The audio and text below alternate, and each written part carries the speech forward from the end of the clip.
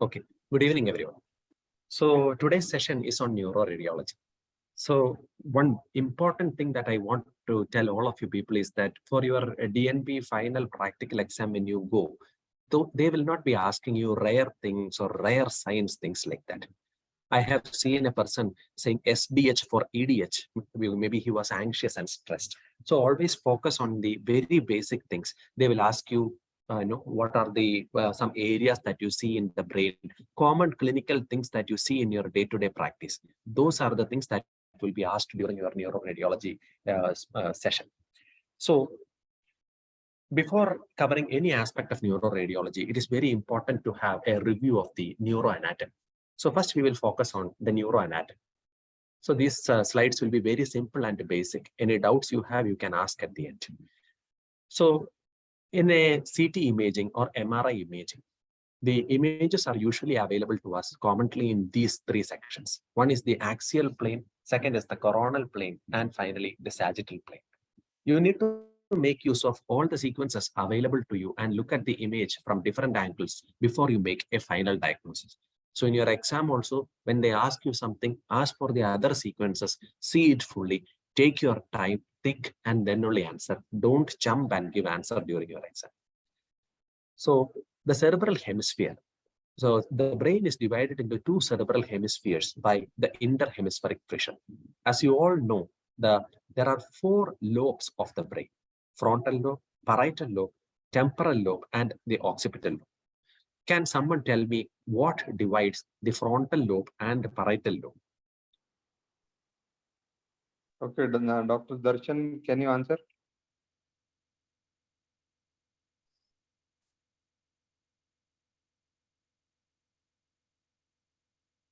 Dr. Varun can give some try.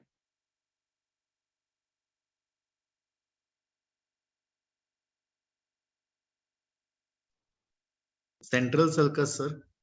Yeah. So central sulcus divides the frontal lobe from the parietal lobe. Now, the next, so here you have the sylvian fissure. Can you tell me where the sylvian fissure is located and what it divides, what part of the brain it divides into two? Frontal and temporal. Not only frontal and temporal. So sylvian fissure starts from the basal forebrain, runs posteriorly, and it divides the frontal lobe and parietal lobe from the temporal lobe. So the frontal and parietal lobe are separated from the inferiorly lying temporal lobe by the sylvian fissure. So here you have in the sagittal section, you can see the sylvian fissure. Now coming to the coronal view and the axial view, again, you can see this is the sylvian fissure. This is one area which you should commonly focus when you are having any patient with a thunderclap headache and look for evidence of any subarachnoid hemorrhage, which is commonly involving the sylvian fissure and the basal cisterns. Now, identifying the central sulcus in sagittal and axial sequences. This is a very important question that they will ask you in the exam. So in the sagittal sequence, I will tell you this one. So what you have to do is that you identify a sagittal sequence which is close to the midline sagittal sizes. In this, you have to identify the corpus callosum. Okay. Once you identify the corpus callosum, just above the corpus callosum, you will have the cingulate gyrus and the cingulate sulcus. Follow the cingulate sulcus posteriorly, and it's again superiorly continues into the pars marginalis. Just anterior to the marginal sulcus or the pars marginalis, you have the central sulcus. Now, can you tell me what are the most commonly used signs that you use in an axial sequence to identify central sulcus? How do you identify central sulcus in the axial sequence? You are not audible.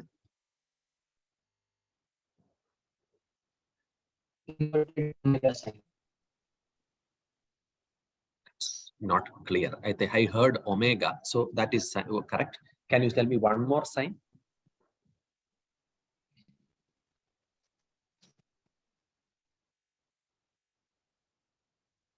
So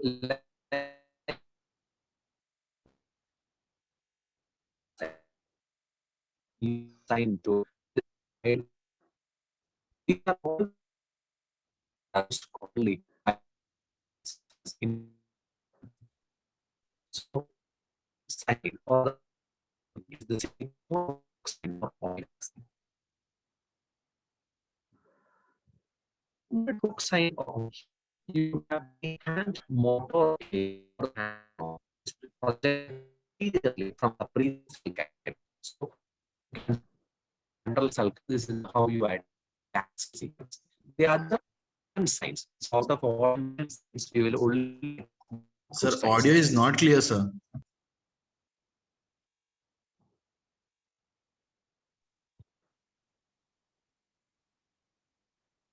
I think he has some issues. We will pass the. Please go on. Okay, I think I got cut off here. So this is the most important sign for identifying the central sulcus in an axial sequence. So this is a sigmoid hook sign or omega sign. So here you have the hand motor area, which is projecting posteriorly from the precentral gyrus. So this is the most easy way to identify the central sulcus. Out of the other named signs, the ones that are important only we will discuss. Second one is the superior frontal sulcus sign or precentral sulcus. So it is the central sulcus is the sulcus which runs most medially, does not branch, and it can reach up to the interhemispheric fissure when you go up. In front of the central sulcus, you have the superior frontal sulcus. So the posterior end of the frontal sulcus. So here you can see the posterior end of the frontal sulcus. This will connect to the precentral sulcus. So the sulcus which is present just posterior to the precentral sulcus, that is the central sulcus. So based on the first you have to identify the frontal sulcus which is running perpendicularly to the precentral sulcus, and the sulcus posterior to that will be central sulcus. Next is the pars bracket sign. So this is actually a derivation of the pars marginalis sign with which you identified the central sulcus in the sagittal sequence. When you have the pars marginalis, that is the superior end of the cingulate gyrus. In the axial sequence, both sides, the pars marginalis, when they come together, it is seen to form a bracket. So the central sulcus is the sulcus which is immediately anterior to the pars marginalis, which forms the bracket sign. So this is called the pars bracket sign. So both sides of both hemisphere, the pars marginalis comes together and forms the bracket sign. And anterior to the bracket, you have the central sulcus. Then you have the bifid post-central sulcus. So earlier we used the precentral sulcus to identify the central sulcus. Here we are using the post-central sulcus. I earlier mentioned that the central sulcus is often, it does not branch and runs most medially. The post-central sulcus is often bifid, and this bifid post-central sulcus lies just posterior to the location of the central sulcus. So based on all of these signs, you can identify the central sulcus. Here you have the thin post-central gyrus sign. So when you compare the precentral gyrus and the post-central gyrus, you can see that the post-central gyrus is the thinnest. The sulcus which is seen anterior to the post-central gyrus, based on that, you can identify the central sulcus. The parieto-occipital sulcus, as the name suggests, the parieto-occipital sulcus separates the parietal lobe from the occipital lobe. Now coming to the next aspect, the corpus callosum. The parts of the corpus callosum. So here you can see the corpus callosum has got 4 parts: rostrum, the anterior rostrum, the bent or genu, the body of the corpus callosum, and the splenium. This is very simple. So you have the parts of the brainstem in the axial MRI sequence, the midbrain, pons, and medulla.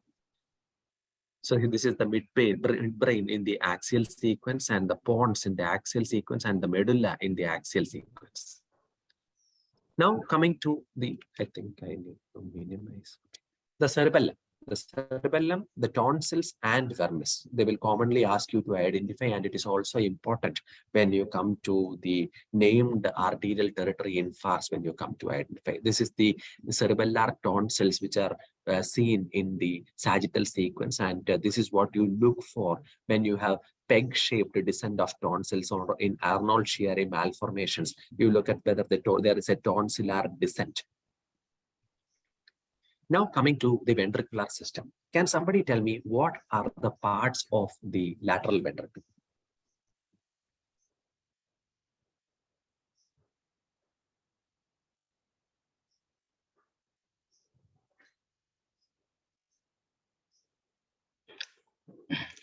Frontal one, lateral one, body.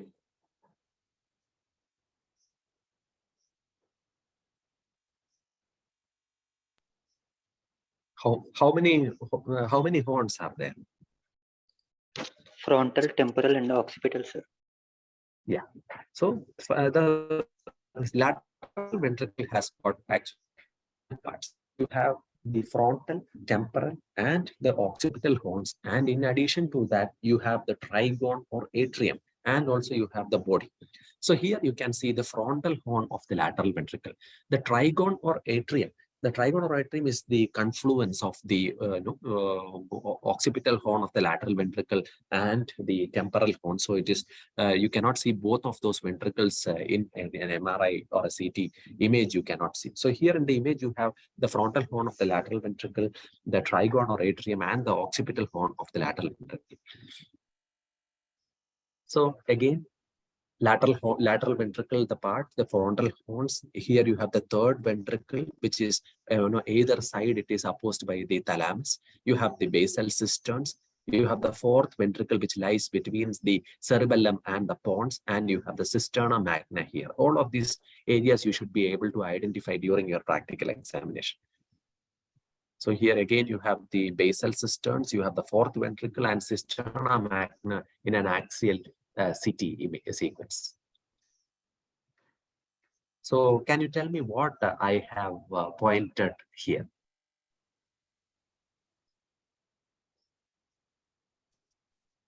Third ventricle. And Yeah, so here you have the third ventricle, and what is this? aqueductal system. And Yeah, below so is the the fourth ventricle. third ventricle. So here you have the third ventricle, the cerebral aqueduct, and the fourth ventricle. Okay.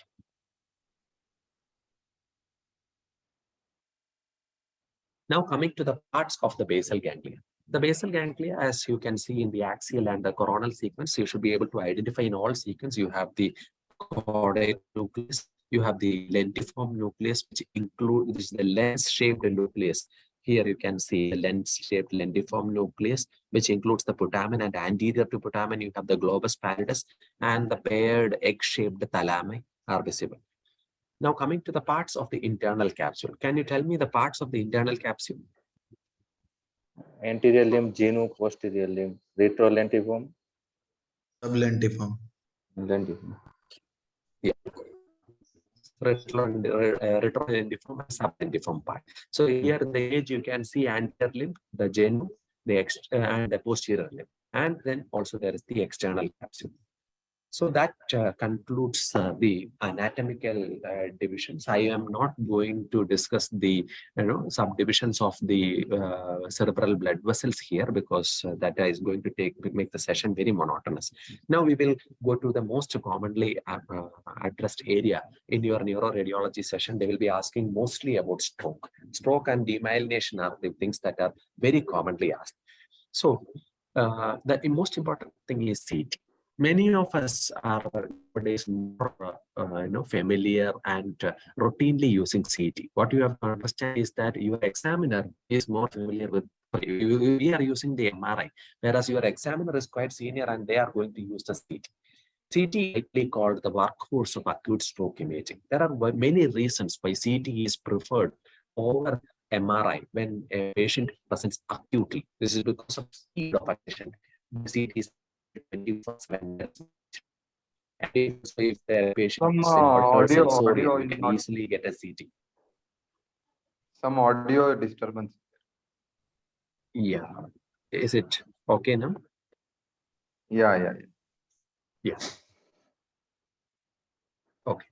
So CT, because of the speed of acquisition, the 24/7 availability, the lower cost, and there are not much contraindications like you have in an MRI. And also when you have a patient who is presenting acutely and you don't know what his background health issues are, sometimes you may, it may be safer to go for the CT, and not always a patient may face an altered sensorium. He might not cooperate. So because of these reasons, many times CT is the first image. And in a patient with stroke, we call it the non-contrast CT angiography, and also CT perfusion. So as you all know, ischemic brain lesions appear hypoaccentuated, that is hypodense or dark, whereas hemorrhagic lesions appear hyperaccentuated or bright. What is severe cerebral ischemia? A blood flow of less than 10 ml per 100 gram per minute. This is called severe brain ischemia. And this causes the brain tissue to shift from the extracellular to the intracellular space. Finally, this leads to a cytotoxic edema, and this results in the hypoattenuation you are seeing in ischemic brain lesions. So, A, you have a patient with an acute. Some disturbance. Somebody's audio is. Dr. Ramkrishna? Oh, yeah. Okay, Yes, sir. go Some ahead. of the students who has unmuted, that is the disturbance. You carry on, sir. Okay. Yeah. So here in the image A, you have a hypodensity involving the middle cerebral arterial territory, which points towards an acute stroke. And here you have a hyperdensity, which is pointing towards a hemorrhagic stroke.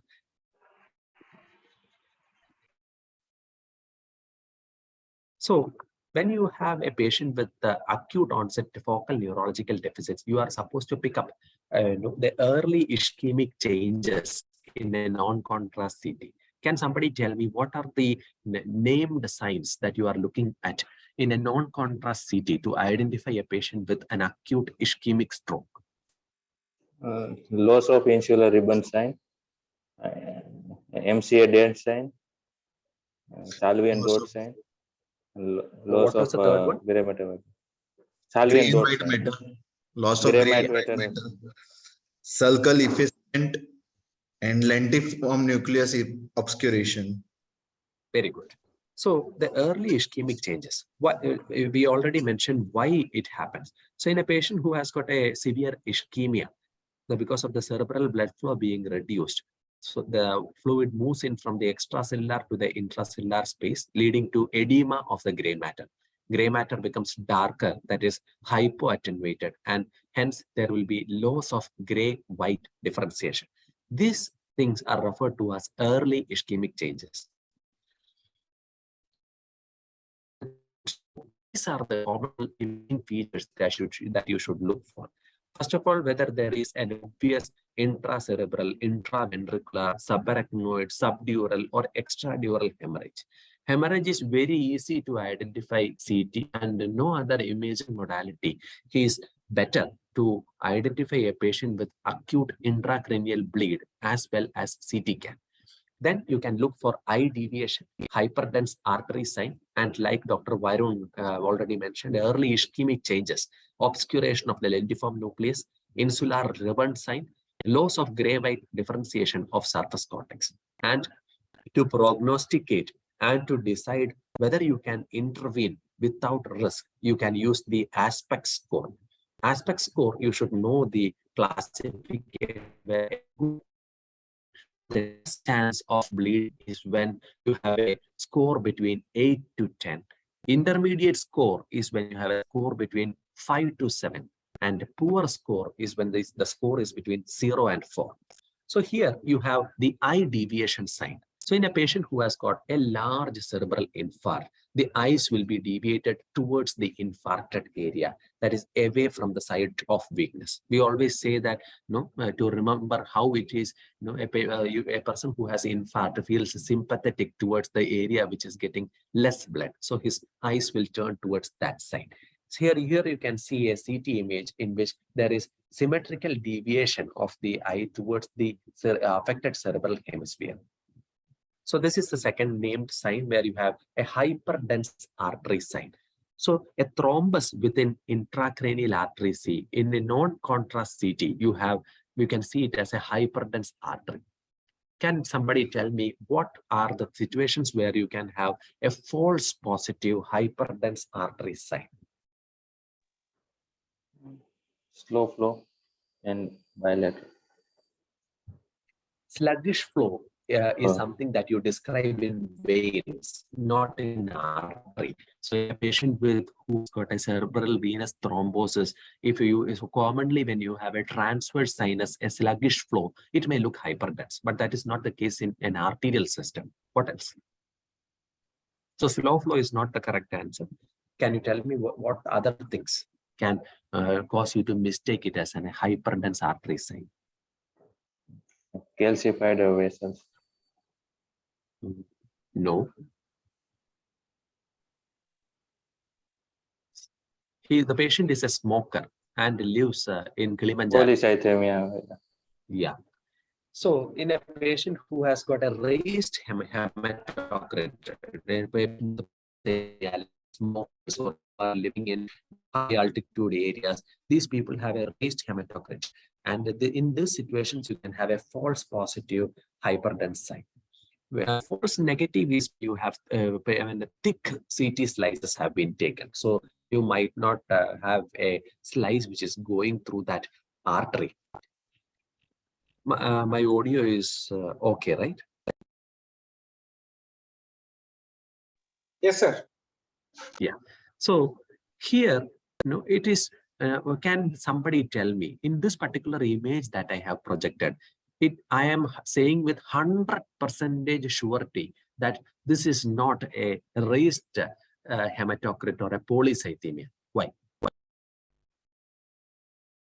Asymmetries are only one side, maybe, sir. Yeah, asymmetry. The polycythemia is not having any predilection for right or left. No, the polycythemia does not prefer the right side or left side of the brain. So asymmetry, here you have a hypertense artery sign on the left side only. So again, so this is indicative of an acute stroke. And if you see such a sign, this patient might be a candidate for an early intervention like a thrombectomy if it is presenting within the first 6 hours. So coming to the described sign, the insular or the cortical ribbon sign. Here, in both of these situations, there is a loss of gray-white matter differentiation. So here you can see that area star has been put. There is loss of gray-white matter differentiation. And in the aspects area M4, M5, M6, you can check at the supraganglionic level. Here that there is loss of gray-white matter differentiation is seen in here. So this is the cortical ribbon sign, and this is the insular ribbon sign. So you have exploration of lentiform nucleus and also the insular ribbon sign. So always you are going to look at whether there is mismatch. An area you Voice is not audible, sir.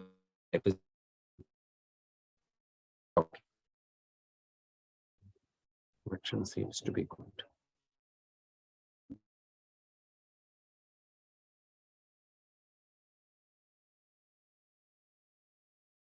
Am I audible? Not Yes, sir. completely.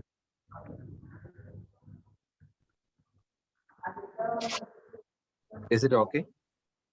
Yes, sir. Yeah. So when a patient presents to you with an acute onset focal neurological deficit, you are looking at a mismatch. This can be, you are looking for a mismatch in the CT or in the MRI. Can you tell me what are the things that, what are the named signs, what are the modalities that you look at for describing mismatch in a patient with the CT? DWI CT. CT, not MRI. Perfusion imaging, sir. Aspects. Yeah. perfusion imaging aspects. So, these are the two commonly used ones. First one is the 1/3 MCA rule, and the second one is the aspect score. So the benefit of whether the patient is going to improve, that is assessed roughly using these two. 1/3 MCA is not commonly used anymore, but they might ask you for the exam. So if more than 1/3 of the MCA vascular territory has early ischemic changes, then you say that the benefit of thrombolysis is limited and the risk of post-thrombolysis intracerebral hemorrhage is higher. Aspect score. So this most likely they are going to ask you for your exam. It's commonly asked. Aspects is a 10-point ordinal scale. So patient presents acutely, you are doing an aspect score in the non-contrast CT. The CT should ideate with at least 5 mm slice thickness. Two levels are where you are going to check. One is at the ganglionic level and second is at the supraganglionic level. At the ganglionic level, you check the caudate nucleus, lentiform nucleus, internal capsule, and insula. Can you tell me at the ganglionic level of a plain CT, which all areas of the middle cerebral artery we are assessing?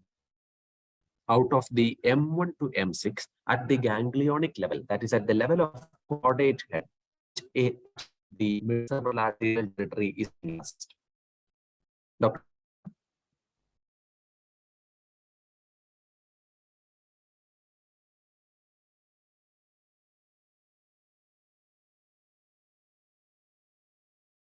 This is something that you are expected to answer first.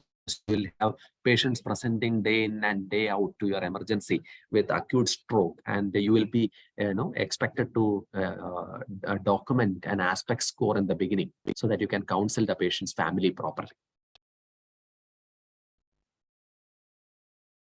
Okay, so nobody is answering, so I will move on. So aspect score, how do you make the score? And a region should be considered as involved if the early ischemic changes are detected on at least two adjacent slices. So we discussed early what are the things that you look at to say whether there are early ischemic changes. So like an insular ribbon sign, a cortical ribbon sign, any loss of gray white matter differentiation is present, then you say that that particular area is affected by ischemia or there is early ischemic change. If there is early ischemic change, then you score it as 0. And if there is no early ischemic change, that area is scored as 1.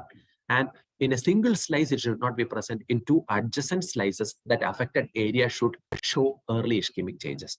When you add together all of these areas, you have 10 areas and you get the final score out of 10.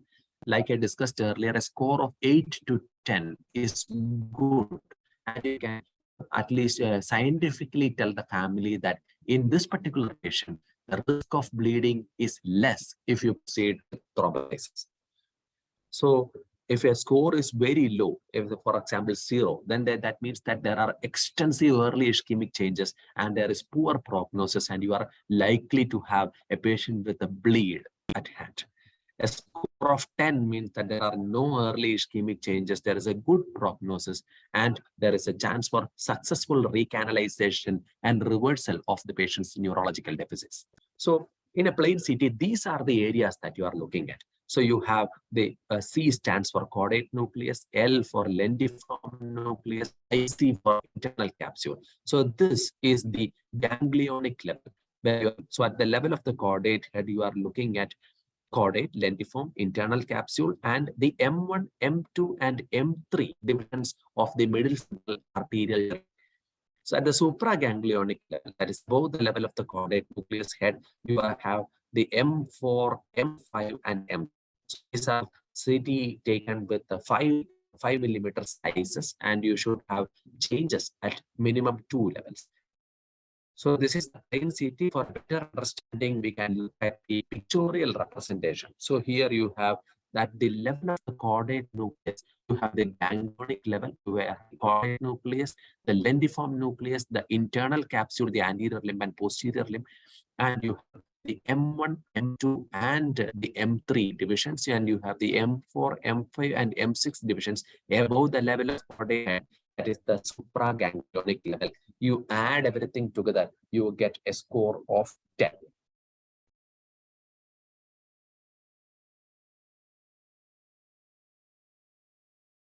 So, see, a mismatch is assessed in MRI also. So, what is the what can you tell me with one terminology? How do you assess? So you have a patient who has woken up with a neurological deficit coming to your casualty. The family is asking you, is there any benefit with thrombolysis? You do whatever you can. We don't mind the risk. Can you do it? And at the same time, they're asking you, is there a chance? So you want to proceed scientifically. How do you decide? No, you don't have perfusion imaging at your disposal. Then how will you decide whether there is an area of the brain left to save using the MRI? DWA ADC imaging with flare mismatch. Yeah. So if you have an infarcted area which is involved in the diffusion weighted image, but you are not seeing the involvement in the flare sequence, that means that the infarct is quite early and there is a diffusion flare mismatch and there is chance of reversal. So here there is the first image A, you have a patient showing an extensive involvement of the middle cerebral arterial territory and there is no involvement in the flare sequence, and this is a patient who can have successful improvement after thrombolysis. Whereas in the second image you can see there is high involvement in, there is diffusion restriction and also there is involvement in the flare, which goes for to show that the patient has got an established infarct and you might not have a significant benefit with thrombolysis, and also the bleeding risk will be higher if you proceed with the thrombolysis. So this is the same thing that you can see in the third image, which shows the CT with an established infarct and there is loss of gray white matter differentiation. Okay, now coming to hemorrhage. Based on the anatomical location, you can have different sites of bleed. You have the intracerebral bleed, which can be superficial or deep. You have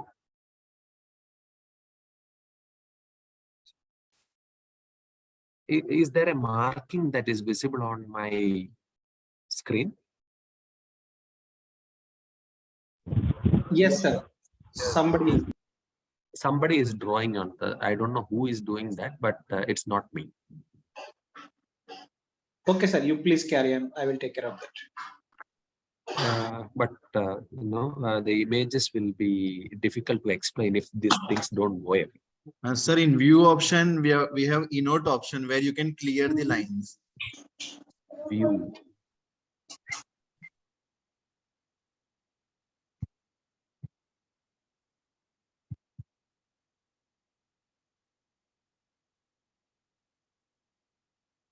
Can somebody else do that for me? Because I have not done it before. Host can do that, sir. Dr. Ramakrishna, can you? Yes, sir, I am trying, sir. Possible Where is for the you to option? Where is the option? View option, sir. View option. Okay, I will make Dr. Varun host. Where is Varun? Varun, please unmute yourself.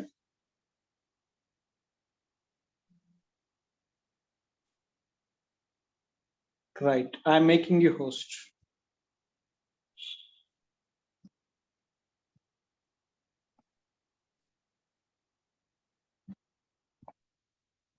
Yeah, thank you. So coming to intracerebral hemorrhage, based on the anatomical location, you can have an intracerebral hemorrhage, which is superficial or deep, or you can have an intraventricular, arachnoid, subdural, and an extradural hemorrhage. So these are the multiple causes of intraparenchymal, intraventricular, subarachnoid, subdural, and extradural hemorrhage. I will not be going into the details of this. All of you can know these and read from the slide. So this is a pictorial representation of different sites of bleed. So here you have a patient with on the left side you have a frontal parenchymal hemorrhage. You have a deep intracerebral hemorrhage. This is an intraventricular hemorrhage, and you have superficial lobar intracerebral hemorrhage. And you have the biconvex lens-shaped Voice is breaking. Please carry on, sir. It will be Please- technical issue. Okay, now? Please go on. Okay. Okay. Please tell me if there are any serious issues of convex extradural hemorrhage, and you have the crescent shaped subdural hemorrhage. So this is the biconvex hyperdense lens shaped extradural hemorrhage, and in this particular you can see, in addition to that, there's a central collection along the tentorium, the falls, and the left cerebral hemisphere. So this is a patient with both extradural hemorrhage and a subdural hemorrhage. So extradural hemorrhage is biconvex and lens shaped, whereas the subdural hemorrhage is crescent shaped.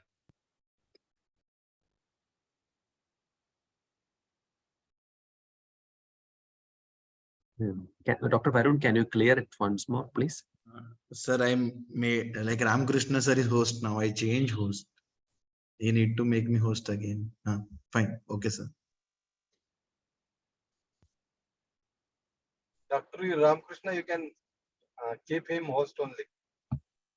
Then who is writing all these things? Zoom, some Zoom user, sir. Yeah.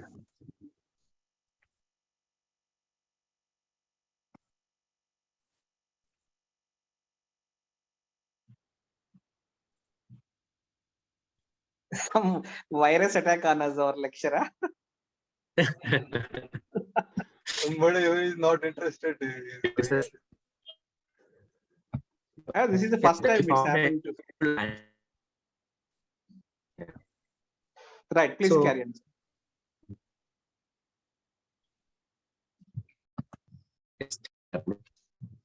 line is there.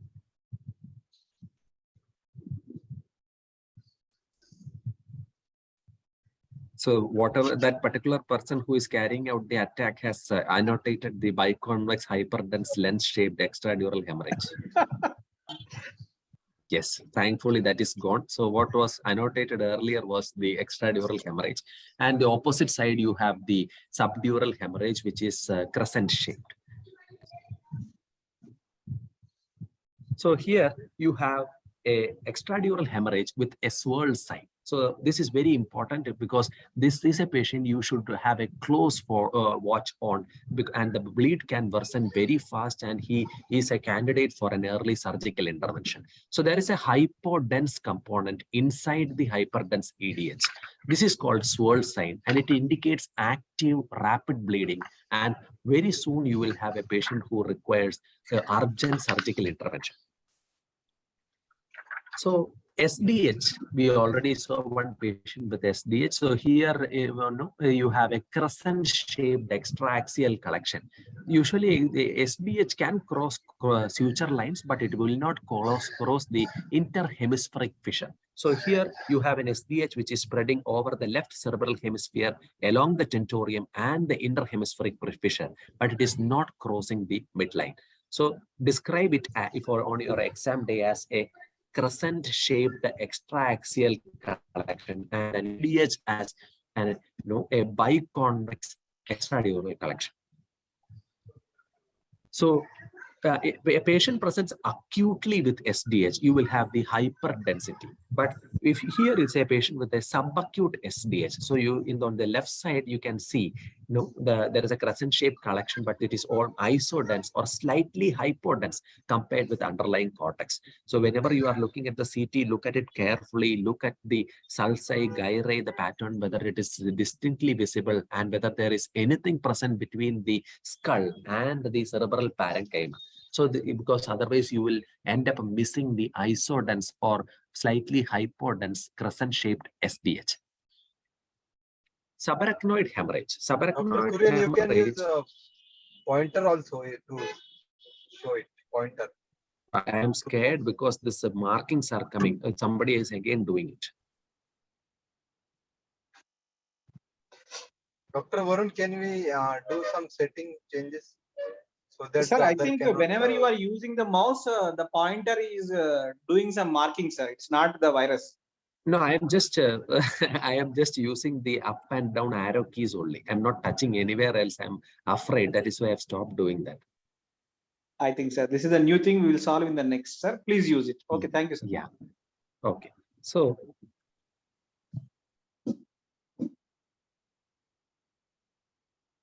subarachnoid hemorrhage. Subarachnoid hemorrhage, you will have the basal cisterns which are filled with blood, and where the subarachnoid hemorrhage occurs, that will many a time help you to carefully look for what is the site of the aneurysm.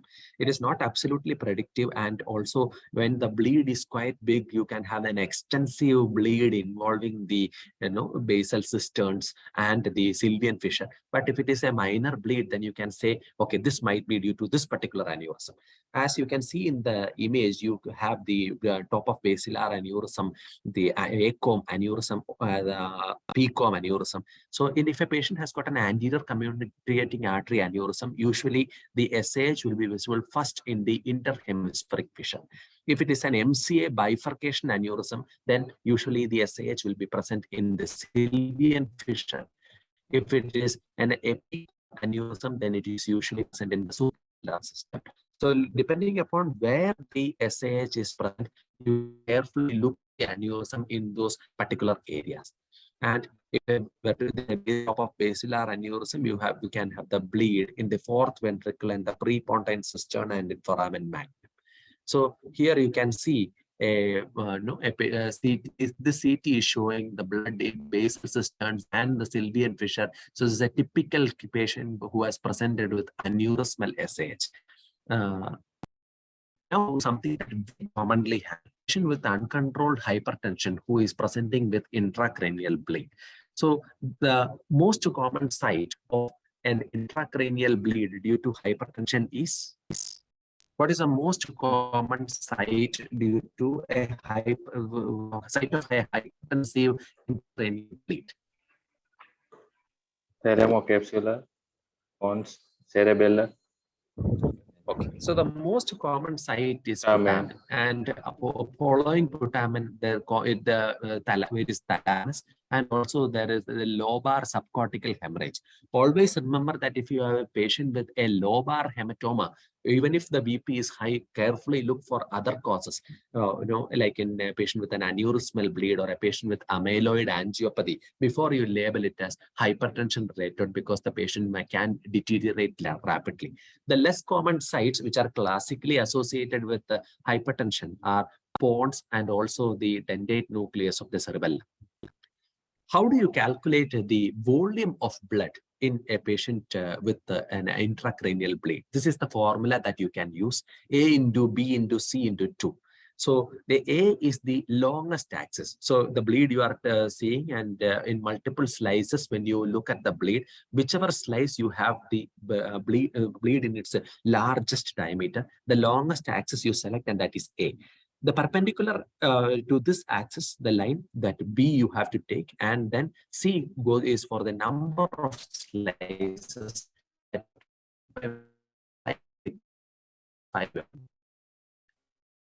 So these are some markers of poor prognosis with intracerebral hemorrhage. Volume of 60 ml or more. Blend sign. Blend sign. So blend sign, black hole sign, and island sign. These are three signs which are markers of poor prognosis when a patient with intracerebral hemorrhage is presenting to you. So if inside the bleed there are hyperdense and hypodense regions, that is called blend sign. A hypodense region surrounded by a hyperdense region, that is black hole sign. And if you have central body of bleed, and surrounding that you have three areas. So I will not use my pointer, but you can see here that in the image A, you have, in addition to the central large bleed, there are three satellite bleeds. So that is called island sign. And also you have the second sign inside this, where you have hyperdense areas and hypodense areas together. So that is called blend sign. And this is also a patient who can deteriorate rapidly and the bleed can increase. And in image B, you have a black hole sign. You have a central hypodense region, which is that the black arrow is pointing there, around which you have a hyperdense region, which is not connected with the adjacent brain tissue. So island sign, black hole sign, and blend sign. These are three things in a plain CT that help you to say that this is a patient whose bleed can progress rapidly. Dr. Ramakrishna, when till what time I can take the session? You can take Sir, whenever you want. There is no limit, sir. Okay, I think, but neuroradiology is quite taxing. So now I will just continue with the slides. I will not ask questions now. Any doubts are there, you can ask me at the end. Otherwise, session will overrun. I have a lot of slides to come.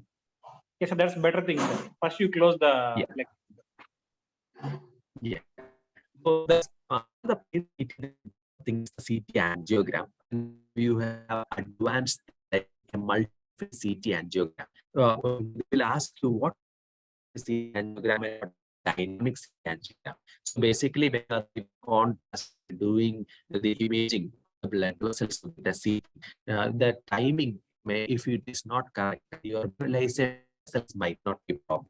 So to make sure visualization irrespective of the timing, the contrast reaching the vessel, you have multi-phase CT angiogram. You take additional angiogram images 8 and 16 seconds after the first acquisition. So one of these will help you identify, and also it can help you in another way. You can they will show signs which will help you to say that there is a chance of increase in the bleed rapidly.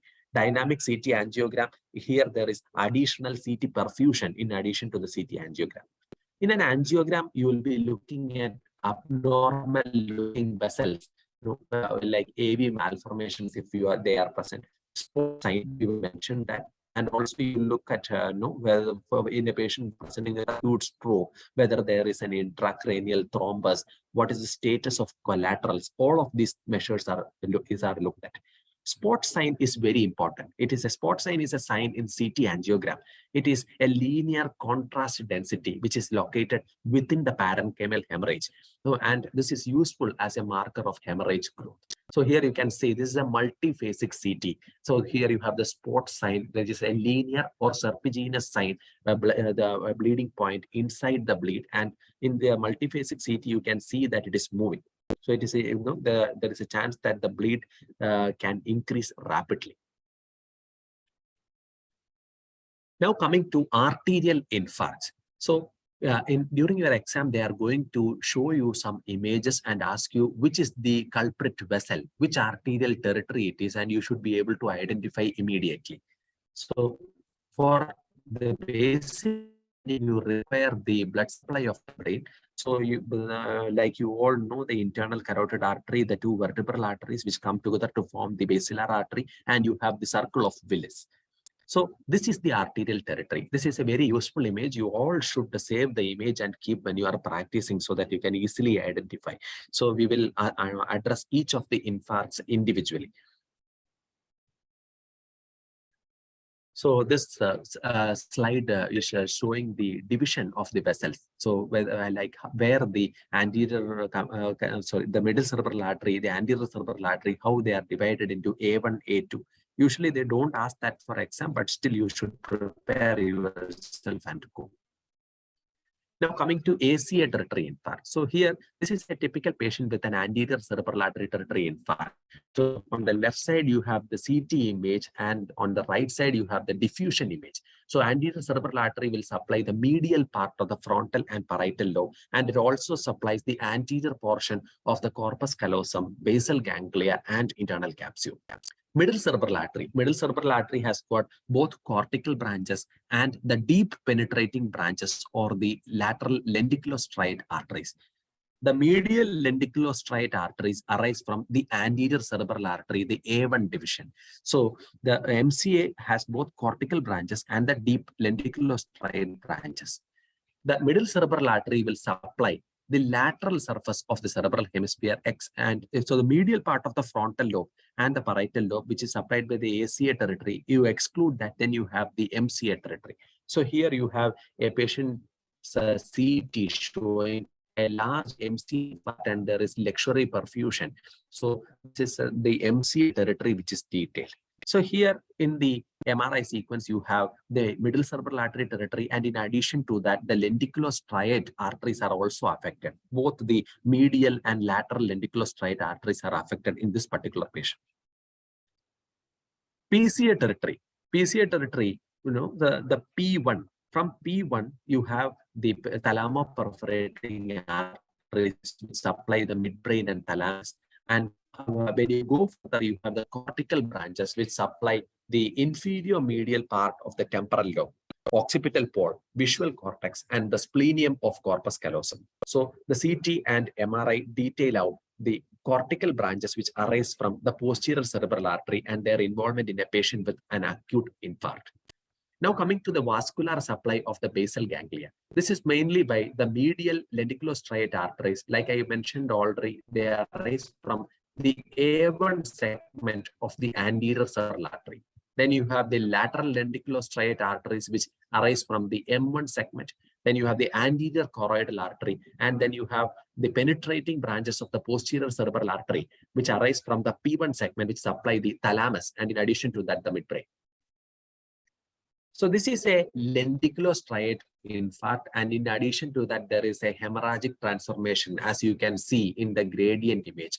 So in here, both the caudate nucleus and the lentiform nucleus are affected. So there is involvement of the lateral lenticulostriate and medial lenticulostriate branches.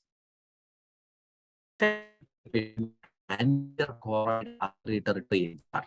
Anterior choroidal artery arises from the internal carotid artery, and occasionally it may arise even from the M1 segment, the middle cerebral artery. Anterior choroidal artery supplies the posterior limb of the internal capsule and the hippocampus.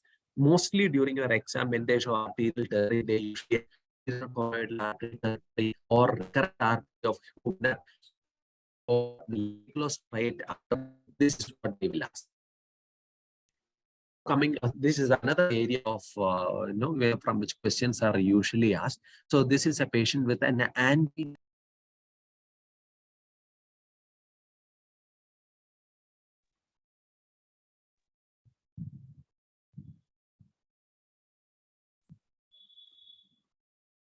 I think we lost Dr. Kurian again.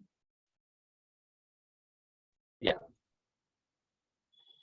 So here you have an anterior inferior cerebellar infarct. So ICA territory infarct. So this is a patient who will, the patient presents with acute onset hearing loss and vertigo, and you are suspecting an ICA territory infarct. ICA supplies the lateral pons, inner ear, middle cerebellar peduncle, and the anterior inferior cerebellum. So this is a pica territory infarct. So the first two images, you can see the lateral medulla and the vermis of the cerebellum is affected, and you in the second group of images you have an established infarct, which is with a clear demarcation showing towards a unilateral pica territory infarct. So the posterior inferior cerebellum, inferior cerebellar vermis, and the lateral medulla are supplied by the posterior inferior cerebellar artery. Superior cerebellar artery infarcts are rare, but they do come, and the superior cerebellar artery supplies the superior cerebellar hemisphere, cerebellar vermis, and parts of the midbrain. So these images of the cerebellar stroke should be there in your mind so that whenever they show you, you can pick up. So this is another commonly asked, so artery of Percheron infarct. So here you have an aberrant artery, a single artery supplying the bilateral paramedian thalamus. And in addition to that, in these patients, you can have a midbrain infarct also. And the rostral midbrain involvement in an artery of Percheron infarct, if you can see in the second image, is called a midbrain V sign. Now coming to watershed infarcts. So you have a patient who has come with following a cardiac arrest, or a patient who has got a sudden and blood loss or a severe diarrhea, refractory hypotension. All of these situations, you can have patients with watershed territory infarcts. Watershed infarcts occur at the border zones between the major arteries. So this can be in two ways. It can be the deep watershed infarcts, or it may be the cortical border zone infarctions. Cortical border zone infarctions occur at the junction of the ACA and MCA, or at the junction of MCA and PCA. The internal border zone or deep watershed tertiary infarcts occur at the level of centrum semi-ovale and corona radiata at both the lenticulostriate branches and the deep penetrating cortical branches of the middle cerebral artery. So this is a patient who has got infarctions in the deep border zone, and in addition to that, the cortical border zone. So here you can see that the ACA-MCA watershed tertiary infarct is there. In addition to that, there is a deep watershed tertiary infarct. And you can see in the third image, the loss of flow void, the right carotid flow void is lost, which is responsible for the deep watershed tertiary infarct. Whenever you are seeing a watershed tertiary infarct, always look for diseases affecting the large vessels, which can be intracranial or extracranial. So this is a string of pearl sign or scattered pearl sign, which is usually seen in a patient with a deep watershed tertiary infarct. Many a time you will, when you do the angiogram, you will have a severe stenosis at the carotid, at level of the carotid bulb, which is commonly present. So this is called a string of pearl sign. Now coming to the second aspect. So we have discussed the arterial infarcts. Now coming to the venous sinus thrombosis. Venous sinus thrombosis will lead to parenchymal involvement also. So you can have patients who are presenting with a cytotoxic edema or vasogenic edema, or even simply raised ICP. So when the venous infarction, cytotoxic edema, basically you will have a proper diffusion restriction, whereas in vasogenic edema there will be diffusion hyperintensity, but there will not be ADC reversal. So a combination of cytotoxic edema and vasogenic edema, that is what you get in a parenchymal involvement in a patient with cerebral venous sinus thrombosis. CVT accounts for 0.5% of all causes of cerebrovascular disease. Commonly, the patients will present to you with headache, focal neurological deficits, and seizures. Can somebody tell me, which is the most commonly affected, which are the most commonly affected sinuses in a patient with a CVT? Empty delta. No, which sinuses are most commonly affected? Superior sagittal Superior sinus, sagittal sinus. transverse. Superior sagittal sinus and the transverse sinus. And here I have mentioned that a most sensitive and specific technique for diagnosis MRI. So can you which is the most sensitive?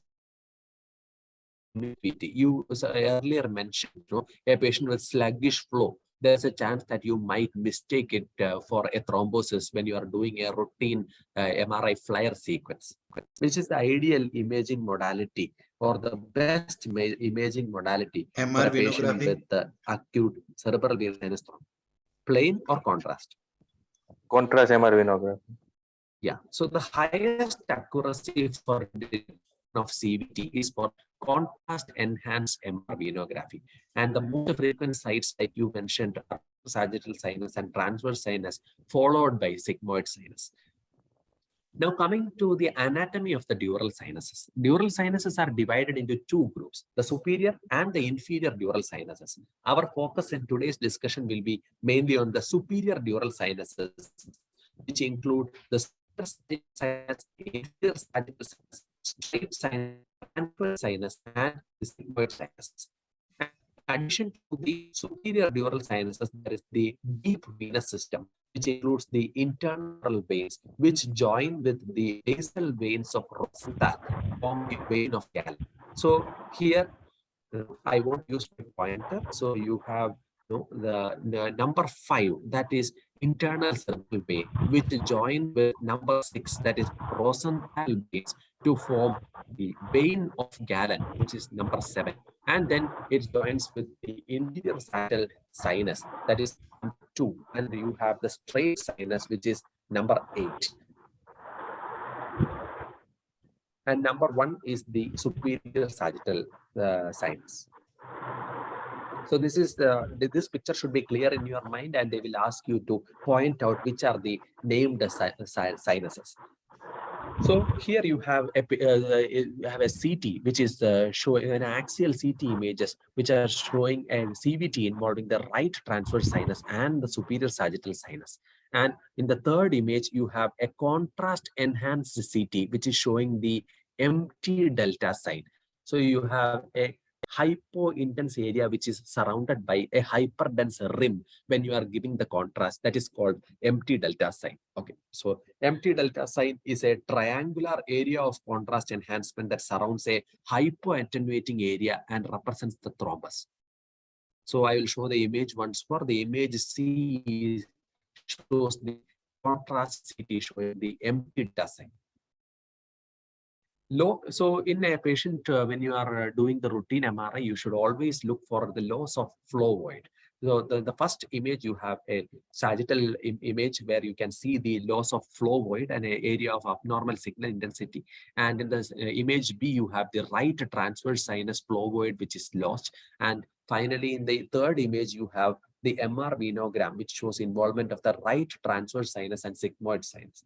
Like we discussed earlier, patients with polycythemia, patients who are dehydrated. In these situations, you can have sluggish flow, which is leading to hyperdensity involving the transverse sinuses. The age of thrombus. This is an important determinant of how the imaging will show the CVT.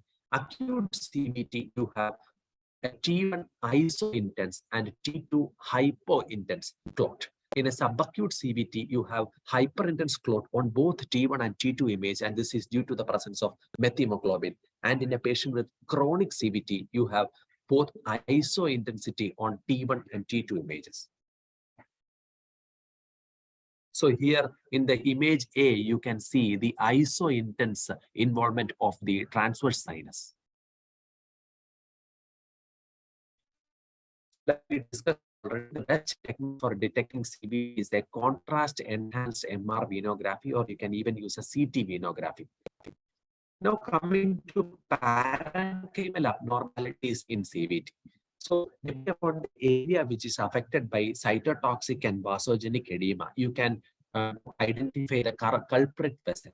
So this pictorial representation shows the involvement of each sinus and which brain area will be affected. So this is a patient who has got a transverse sinus thrombosis, and the patient has got involvement of the lateral temporal lobe. So this typically is in the patient transverse sinus thrombosis. This is a patient with the empty delta sign. The CVT is affecting the superior sagittal sinus, and you can see the affected frontal lobe involvement. So you have a temporal lobe involvement in a patient with transverse sinus thrombosis, and you have a frontal lobe involvement in a patient with superior.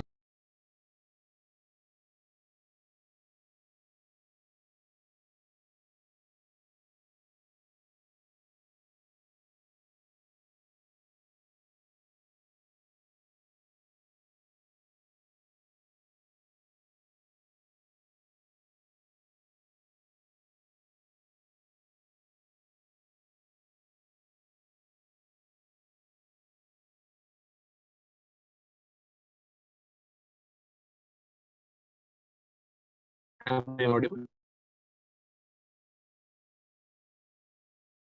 Is the screen visible?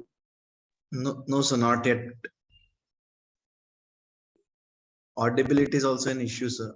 Visible, sir, screen visible. Yeah, visible. I don't know where I got disconnected, so I will show the which once more. So this is a patient who has got a transverse sinus thrombosis, and you have got involvement of the lateral temporal lobe, and then you should suspect a transverse sinus involvement. This is a patient with superior sagittal sinus thrombosis. The involved area will be the frontal lobe, and you have in this sign you can see the empty delta sign. This is a lady who has an involvement of the left transverse sinus, sigmoid sinus, and the internal jugular vein, and patient has presented with a left subcortical temporoparietal hematoma.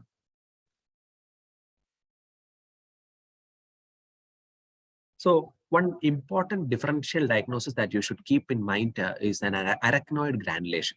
Arachnoid granulations are normal structures that protrude into the lumina of the venous sinuses. Many a time, these can be mistaken for filling defects.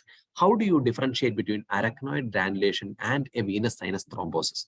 Majority of the time, arachnoid granulations are seen in transverse sinuses, and especially between the middle and lateral portion of the sinuses. They have usually a rounded shape, and the signal intensity is similar to that of cerebrospinal fluid. So this is the appearance of arachnoid granulation in a contrast. So you should not mistake it for a patient with a cerebral venous sinus thrombosis. These are other things that you may be mistaken for a CVT. Here you have, this is not an empty delta sign. So this is a high bifurcation of superior sagittal sinus. So this is a pseudo empty delta sign due to high bifurcation of the superior sagittal sinus. Deep CVT. Deep CVT patients majority of the time present with altered sensorium because of bilateral thalamic involvement.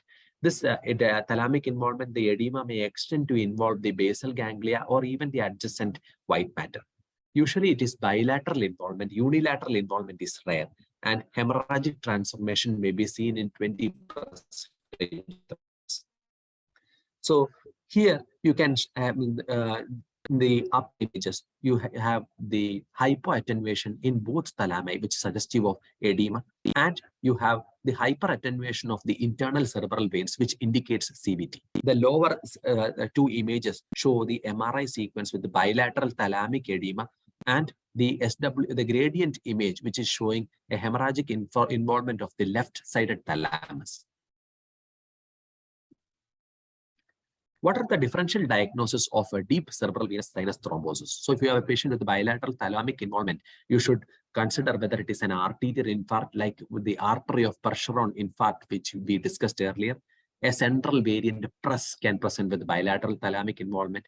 Some viral encephalitis like West Nile virus, commonly Japanese encephalitis virus encephalitis, can present with bilateral thalamic involvement. Other situations with bilateral thalamic involvement are Wernicke's encephalopathy, Wilson's disease, and bilateral thalamic glioma. How do you differentiate between an arterial infarction and a deep cerebral venous sinus thrombosis? In an arterial infarction, there is involvement of paramedian area of thalamus. And if it is an artery of Percheron infarct, you can have the involvement of the midbrain also. In a deep CVT, there is involvement, asymmetrical involvement of the bilateral entire thalamus. In an arterial infarction, there is homogeneous restricted diffusion. Deep CVT, we already mentioned, there is both cytotoxic and vasogenic edema. So it is not a homogeneous or uniform restricted diffusion. The edema will be much more in a patient with a deep cerebral venous sinus thrombosis, and the pattern of hemorrhagic transformation, where the pattern of hemorrhagic transformation extends from the center towards the periphery, is for a deep CVT. And when the hemorrhagic transformation is from periphery to center, is for an arterial Percheron infarct. This is the last point. This is the patient with an isolated cortical vein thrombosis, so it is difficult to pick up, and sometimes it may be even mistaken for a subarachnoid hemorrhage. So you should look at the uppermost images in an SWA or a gradient sequence to pick up isolated cortical vein involvement. In some situations, the flare might only pick up as an area of subcortical edema. And this isolated cortical vein involvement that you see in the flare sequence, that is called cord sign. So a well-defined hyperattenuating linear structure in a cerebral sulcus. So we have discussed neuroanatomy and spoke and cerebral venous sinus thrombosis. The rest of the important areas, including demyelination and encephalopathy, we will try to cover in the second session. Thank you. Yeah, anybody have any question they can ask here? They can unmute themselves or they can put in chat box. It was very nice and elaborative session by Dr. Kurian sir. Thank you. He has covered a lot of basic things, neuroanatomy, arterial territory, venous territory, and whatever is important for exam point of view. and many stroke and CSVT cases he has covered nicely. If anybody have any question, they can ask. Sir, regarding PC aspect, sir, validity, like What? posterior circulation aspect score, sir. It's not clear. Posterior circulation.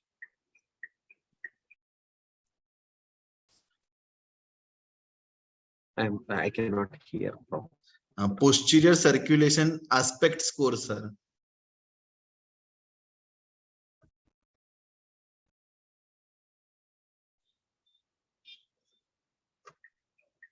Dr. Kurian, are you there? Yeah, 1 second.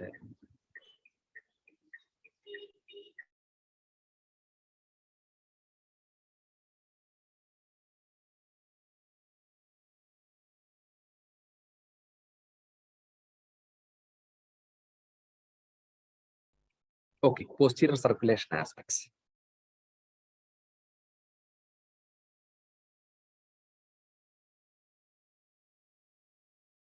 Posterior circulation aspect, again, same thing to look at the hemorrhagic transformation. So I think I missed the slides there. It was there initially.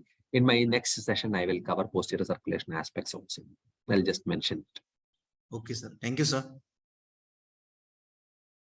Yeah, anybody have any other question?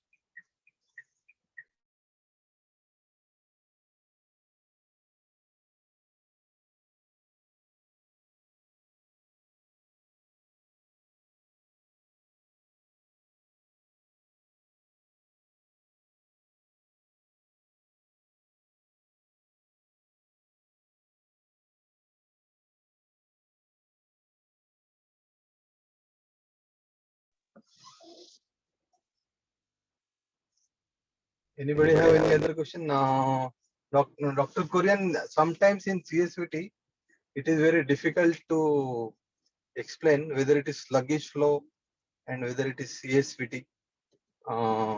So Even venogram is the I feel when you have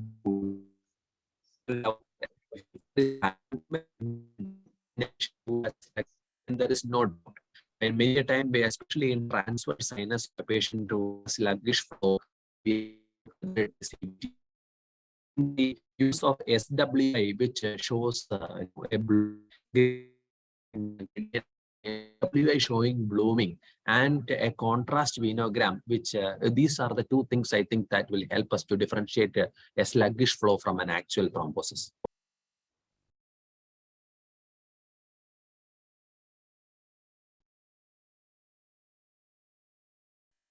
yeah, anybody have any other question? Okay, 1 minute. Chat. Any questions, sir?